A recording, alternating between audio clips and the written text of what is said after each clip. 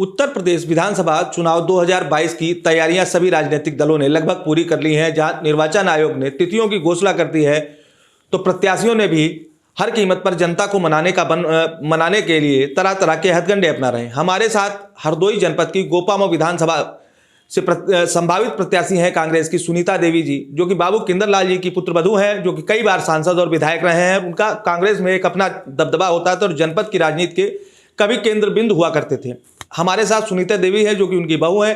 इनसे जानेंगे किस तरीके से कांग्रेस में इन्होंने अपनी जमीन तैयार की है और 2022 के चुनाव को लेकर गोपामो विधानसभा में किस तरह से जनता के बीच जा रही हैं और क्या वादे हैं जनता से। जी, मैं कांग्रेस प्रत्याशी अभी बनी नहीं हूँ, लेकिन अगर पार्टी ने मुझे बनाया कांग्रेस का अपना प्रत्याशी, तो मैं वादे के साथ कहती हूँ इस क्षेत्र में जनता के लिए मैं ऐसा कार्य करूँगी कि जनता हमारी इतनी ज़्यादा खुश होगी। और जनता आज जो परेशान है उसके लिए मैं सारे मुद्दे अपनी सरकार से उठाऊंगी। और हर महिला के साथ में जो अत्याचार किया जा रहा है इस बीजेपी सरकार में, मैं उसके खिलाफ हूँ और मुंहतोड़ जवाब देने के लिए मैं तैयार रहूँगी और हर महिला के साथ में खड़ी रहूँगी। मैंने क्षेत्र में इतना ज़्यादा कार्य किया है, हर महिला को जागरूक किया है कि जो कांग्रेस पार्टी सरकार में हो सकता है वो किसी भी पार्टी में नहीं हो सकता है। बीजेपी ना ही इतना दे सकती है, ना ही बहुजन समाज पार्टी दे सकती है, और ना ही हम तो ये कहते हैं सपा भी आएगी। लेकिन जो पार्टी कांग्रेस कर सकती है वो कोई भी पार्टी किसी जनता के साथ में अच्छा कार्य नहीं कर पाएगी।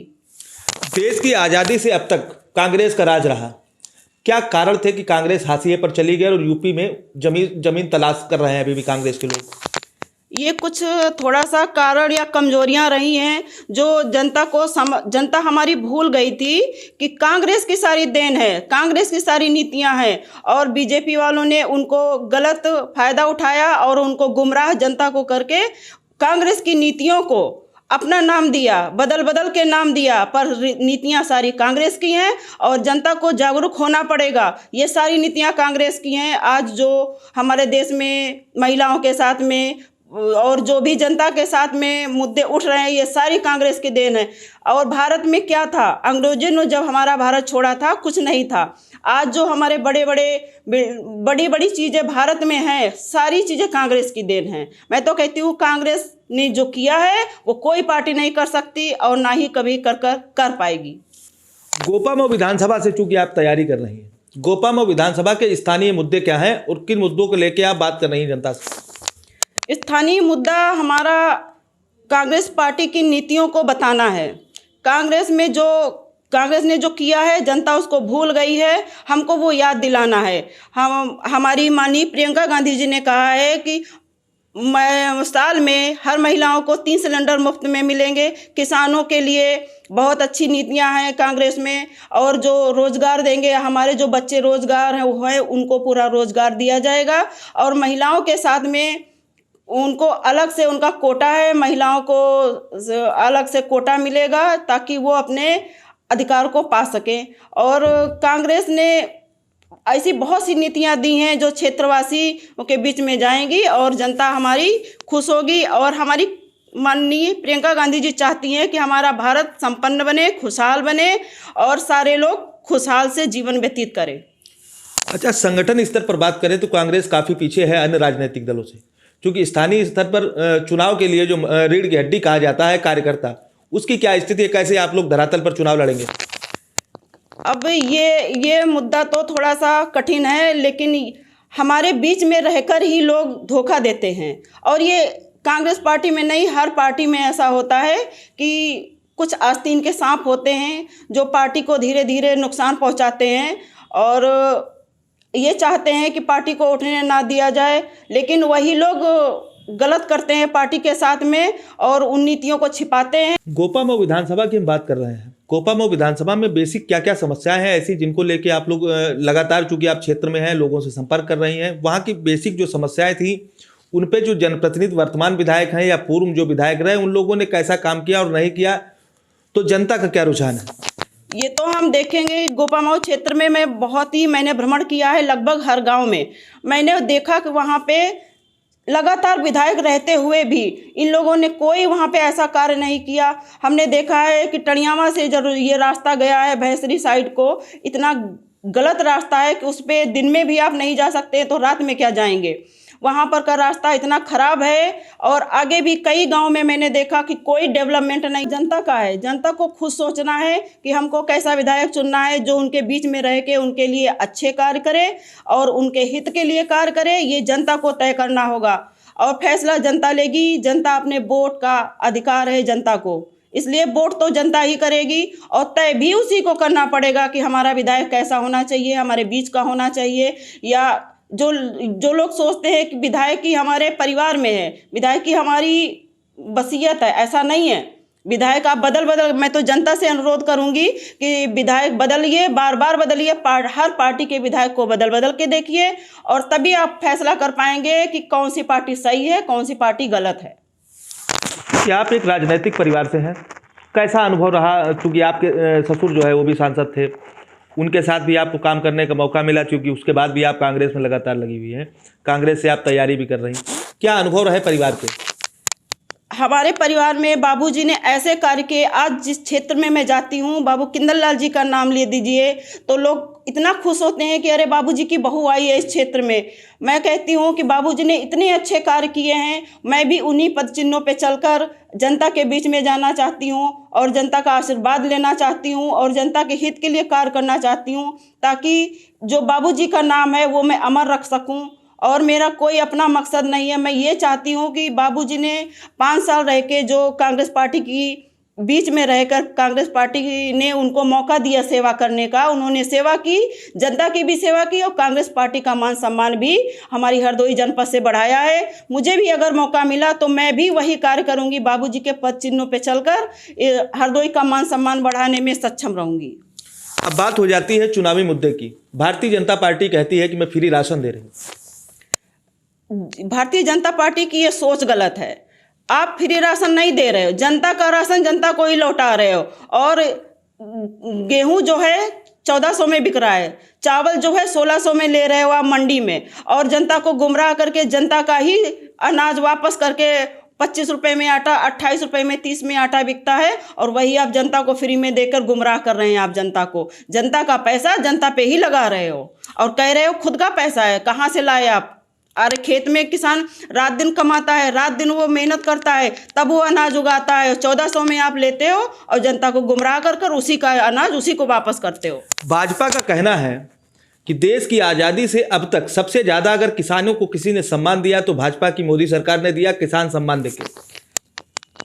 खुद किसानों से खुद मैं मिली हूँ, मैंने देखा है हर किसान परेशान है। मैं तो कहती हूँ भारत की पूरी जनता परेशान है और अपनी यूपी की जनता परेशान है।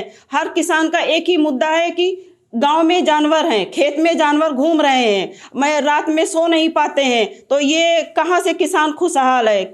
मुझे नहीं लग रहा मेरा कोई किसान खुश है। किसान जो पैदा करता है अनाज वही आप लोग खाते हो और उन्हीं किसानों के साथ में गद्दारी करते हो। मैंने देखा है क्षेत्र में जाते हैं, बड़े बूढ़े बुजुर्ग हैं, कुछ हमारी माताएं हैं, रोती हैं, बिलखती हैं, कहती हैं कि बिटिया क्या ये अगर आप विधायक बनेंगी तो इन जानवरों को मना कर देंगी? जानवर किसान के खेत खा रहे हैं, ये कैसी सरकार है बीजेपी की? 2022 के, चूंकि आप जिला अध्यक्ष भी हैं महिला प्रकोष्ठ से कांग्रेस की, 2022 के चुनाव में हरदोई जनपद की 8 विधानसभा सीट पर कहां से आपके प्रत्याशी लड़ रहे हैं और कितनी सीटें जीतने का दावा है आपका? देखिए, अभी मुझे तो लग रहा है मैं महिला जिला अध्यक्ष हूँ और हर विधानसभा में हमारा प्रत्याशी चुनाव लड़ेगा, पार्टी उसको मौका देगी और कहाँ से जीतते हैं ये तो वक्त निर्धारित करेगा, जनता निर्धारित करेगी, क्योंकि फैसला ये जनता का होगा। हमारी कोई जोर जबरदस्ती नहीं, हम अपनी नीतियों को बताएंगे, फैसला जनता लेगी और जवाब वक्त आने पे जब हमारा रिजल्ट आएगा, चुनाव परिणाम आएगा तो आपको ये सारी चीज़ें सामने आएंगी। चुनाव में आपकी लड़ाई समाजवादी पार्टी से है, भारतीय जनता पार्टी या बहुजन समाज पार्टी से? किससे आप लड़ाई मेहमान नहीं है? लड़ाई हमारी किसी भी पार्टी से नहीं है।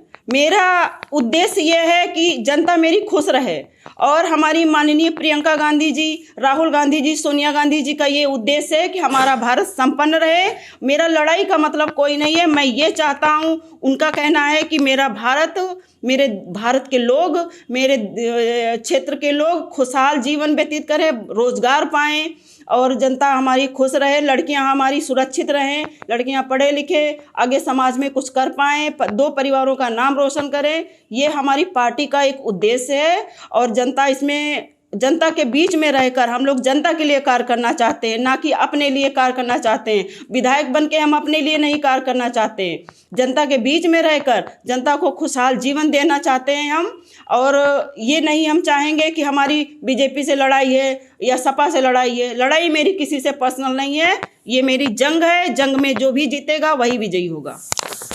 सपा, भाजपा, बसपा तीनों का कहना है कांग्रेस जो है जमीनी स्तर पर ही नहीं है। अब ये उनकी सोच है गलत। जमीनी स्तर पे कौन है? मैंने नहीं देखा है कि कोई सपा वाला आंदोलन कर रहा है, मैंने नहीं देखा कोई बीजेपी तो सरकार ही चल रही है। जनपद की 8 विधानसभा सीट पर कहां से आपके प्रत्याशी लड़ रहे हैं और कितनी सीटें जीतने का दावा है आपका? देखिए, अभी मुझे तो लग रहा है मैं महिला जिला अध्यक्ष हूँ और हर विधानसभा में हमारा प्रत्याशी चुनाव लड़ेगा, पार्टी उसको मौका देगी। और कहाँ से जीतते हैं ये तो वक्त निर्धारित करेगा, जनता निर्धारित करेगी, क्योंकि फैसला ये जनता का होगा। हमारी कोई जोर जबरदस्ती नहीं, हम अपनी नीतियों को बताएंगे, फैसला जनता लेगी। और जवाब वक्त आने पे जब हमारा रिजल्ट आएगा, चुनाव परिणाम आएगा, तो आपको ये सारी चीज़ें सामने आएंगी। चुनाव में आपकी लड़ाई समाजवादी पार्टी से है, भारतीय जनता पार्टी या बहुजन समाज पार्टी से? किससे आप लड़ाई में मान नहीं है?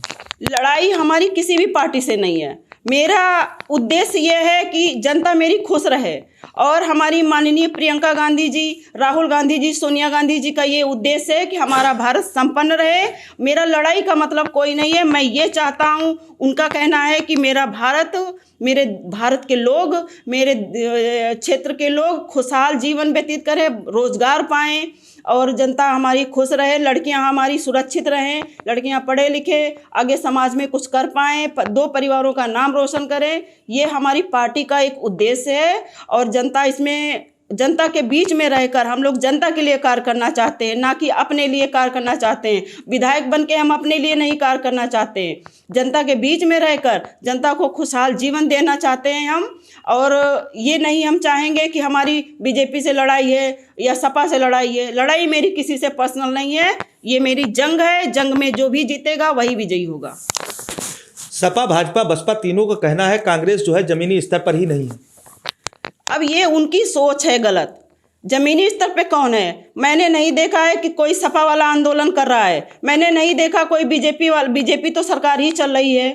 और मैंने नहीं देखा है कि बहुजन समाज पार्टी मैदान में आई। मैदान में सिर्फ हमारी माननीय प्रियंका गांधी जी, जहां भी कांड हुआ, हाथरस का कांड हुआ, लखीमपुर का कांड हुआ, जहां भी कांड हुआ, हमारी बहन प्रियंका गांधी जी सबसे आगे खड़ी रहीं। राहुल गांधी जी खड़े हुए, हमारे कांग्रेस के कार्यकर्ता खड़े हुए, जमीनी स्तर से हम लोगों ने काम किया, झंडा उठाने का काम किया और हर जगह पे हम लोगों ने लड़ाई लड़ी, जनता के लिए लड़ी, ना कि अपने लिए लड़ाई। जनता के हक की लड़ाई हम लोग लड़ते हैं। हमारे साथ थी कांग्रेस की संभावित प्रत्याशी गोपा मऊ से सुनीता देवी जी। उन्होंने बड़ा बेबाकी से कांग्रेस पार्टी का जो विजन है 2022 के चुनाव को लेकर बड़ा बेबाकी से रखा है और विधानसभा चुनाव की इनकी भरपूर तैयारियां, इनका कहना है कि चुनाव जीत के आएंगे, जनता की सेवा करेंगे। माय भारत से बात करने के लिए आपका बहुत बहुत धन्यवाद। कैमरा पर्सन संतोष के साथ माय भारत के लिए अरविंद तिवारी, हरदोई।